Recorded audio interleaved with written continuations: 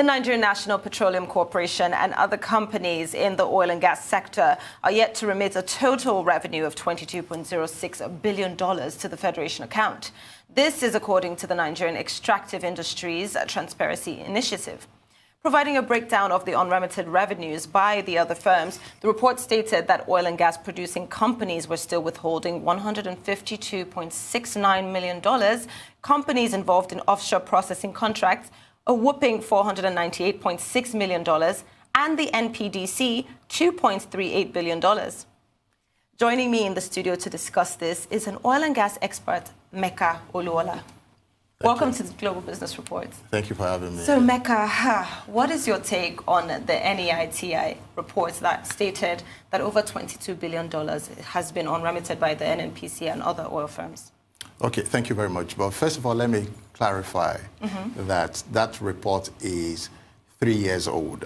Wow. Yeah, so even though it made headlines, and front page headlines today, but NEITI has come out. I mean, I spoke to NEITI, the Director of Communications, about an hour ago, because they are partners in one of the subsidiaries that I superintend CSI in action.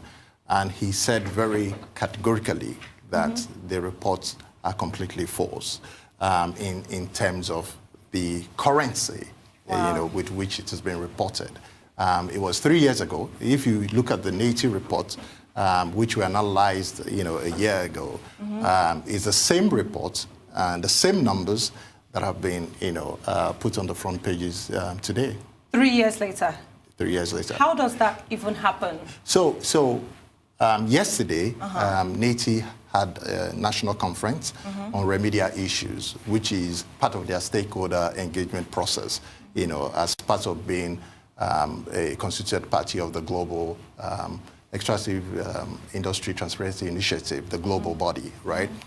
So they engage from time to time various stakeholders in the industry. So government folks, industry experts, the media, and the communities were all there, right? Okay. And the objective was to highlight the need for remediation, to say we keep reporting these issues over and over again, and they keep reoccurring. What are we going to do to close them out, right? So people, stakeholders preferred their own opinions about it.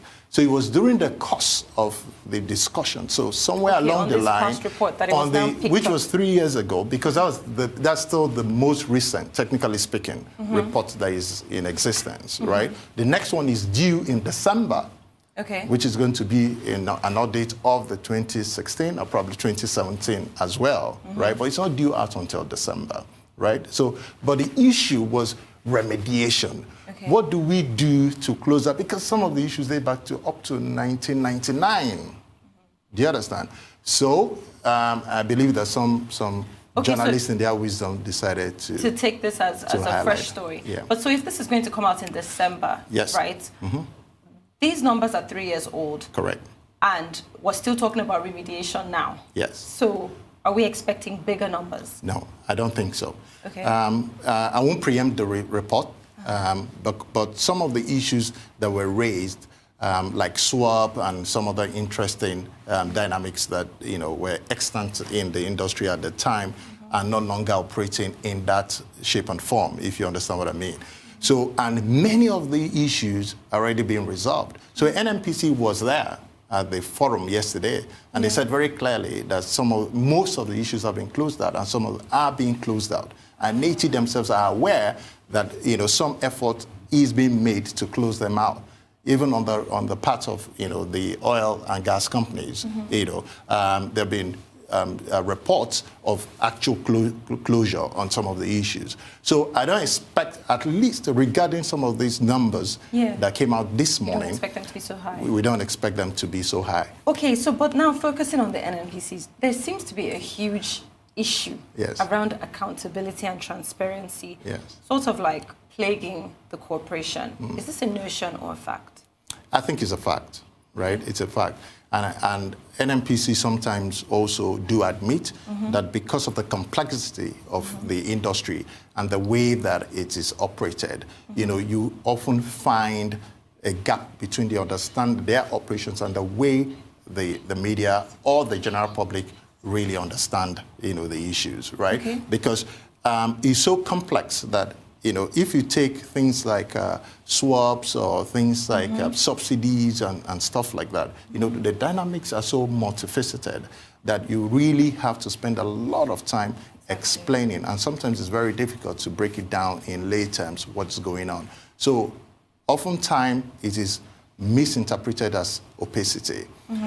However, having said that, we have always agitated that the industry and NNPC as a whole can do a better job of accountability and transparency. And I believe that the PIGB was designed to take care of some of these issues. Because when you unbundle NNPC and you make them, to be accountable to the public, and you run them like private entities, then the NNPC is no longer a monopoly. Correct. And then we'll have the right to then place a stronger demand on disclosure on the NNPC. Okay, but how can we now properly handle these issues of reconciliation and compliance, which has obviously been a nagging issue, as you've seen in so many reports over the years? Yes. So the problem is fundamental.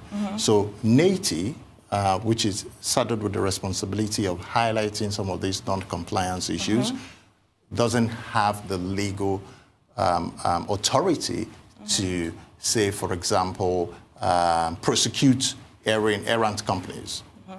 So all they can do is just to highlight them and try to get everybody involved to say this is what's going on. But that's where it ends, right? So the onus still rests with the government to come up with the willpower, the political will and courage to be able to then say these things have to be closed out.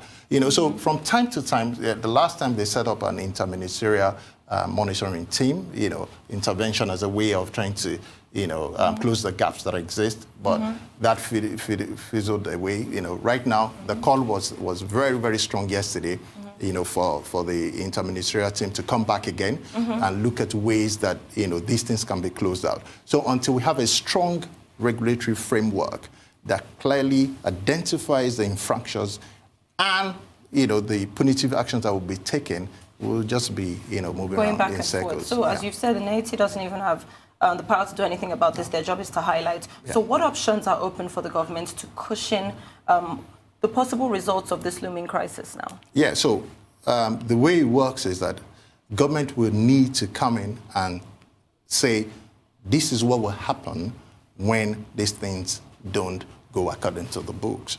So what is the punitive action for non-compliance, for example? It's not very clear, right? True. So, and when there is no law, then you cannot enforce what there is no clarity around. Do you understand? So that was the first step. And if you look at it, the initial draft of the PIGB was to address some of these issues, right?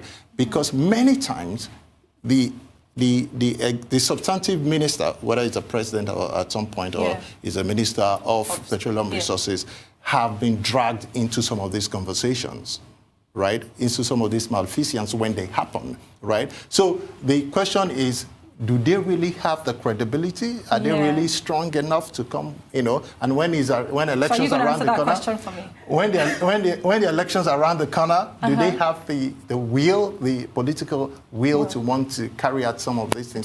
Those are questions that, we were hoping that if the PIB comes to play, we don't even have to answer anymore. Because the way that the corporations will then be run will be like whatever is happening to any other corporates in Nigeria. What happens when they err? Do you understand? Yeah. So the jury is out, maybe next time I'll answer the question. I know you've talked about the PIGB already, but in the meantime, what other sustainable measures do you think should be in place in driving the industry to higher efficiency and output while waiting for a properly structured governance in the industry? So my position has always been very simple, which is drive indigenous participation, right? And it's very important. It may seem, a moot point, but the truth is that if you empower, the indigenous companies, to be the ones that will drive the industry and become the so-called majors, do you understand?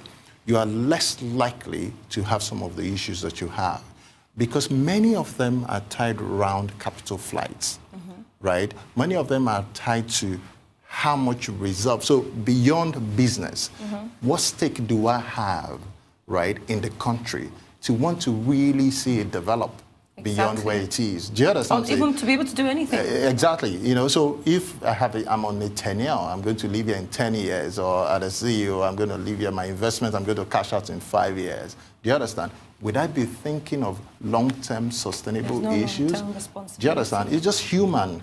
Do you get what I'm saying? But if you empower indigenous corporates and they are here to stay, they have no options. These are their, this is their country, right? And they will be forced to invest in the business and take it as, their national pride. Do you understand? We would have no options but to do well. Okay. Well, some important stakeholders like PTAN recently lamented about the unprecedented drop in oil exploration, noting that most of the increase in oil production had come from existing fields. Now, as only limited exploration wells have been drilled in recent years, what could be the implication of this on the industry and Nigeria as a whole? So we're already seeing it, we're already seeing the impact because when you don't drill, you don't have enough, as much oil to export. So besides the militancy that is going on in the Niger Delta and some of the restive issues that we've had, in a couple of years, we'll realize that, we've run out of, the product. The production will not meet the demands of the market. Do you understand? Anymore. For now, with the caps that OPEC has put in place and the issues that we're having in Niger Delta, we are barely just, producing enough to make the demand. So we have the capacity to do 2.5, that's the truth, 2.5 million barrels a day. We hover between 1.4 to 1.8 million barrels a day, depending on the mood of the Niger Delta and who you are asking. But the truth is that, it's high time we started to come up with deliberate planning and measures and strategies to make sure that we're able in the next decade or so, to be able to maintain the production at the levels that we are. Oil prices are around, $70 per barrel now, okay? So we are hoping it will be maintained. Russia has said they're going to continue to, maintain output. So it went down this week slightly, but when the Iranian sanctions kick in next week, we are hoping that it will be maintained. And OPEC has said very clearly, when they meet in December, they are likely to keep, output the way it is, which means that we're going to see the dollars per barrel at about 70 for a long time, which is very good for Nigeria. So it's high time we sat down and said, how are we going to be optimal with production so that we can continue to enjoy, the high oil prices? Meka, thank you so much for joining me to discuss this today. I've been talking to oil and gas expert Meka Olowola.